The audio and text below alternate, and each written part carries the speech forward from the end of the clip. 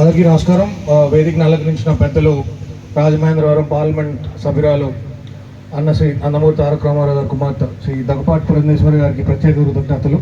అలాగే as usual నేను చెప్పేటప్పుడు మా రాజానగరం పవర్ స్టార్ శ్రీ బత్తుల బాలరామకృష్ణ గారికి ముఖ్యంగా ఇన్ని అభివృద్ధి కార్యక్రమాలు చేసి రాజానగరం నియోజకవర్గాన్ని అభివృద్ధిలో ప్రథమ స్థానంలో నిలబెట్టి, అదేవిధంగా రాష్ట్రంలో ఎక్కడికి రానటువంటి ఫారెస్ట్ అకాడమీని దేవాంచెరువుకు తీసుకొచ్చి ముఖ్యంగా ప్రజలందరి తరపున ప్రత్యేక కృతజ్ఞతలు.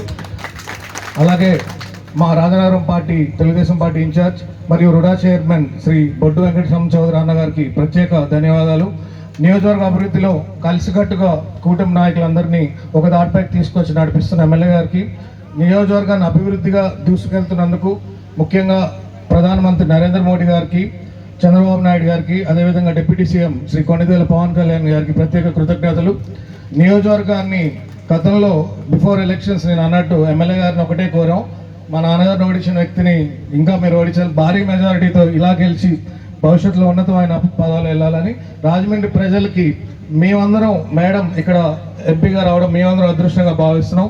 ప్రజలందరూ కూడా మిమ్మల్ని ఎన్నుకున్నందుకు మేమందరం గర్వంగా ఫీల్ అవుతూ ఈ అవకాశం ఇచ్చిన పెద్దలందరికీ ధన్యవాదాలు.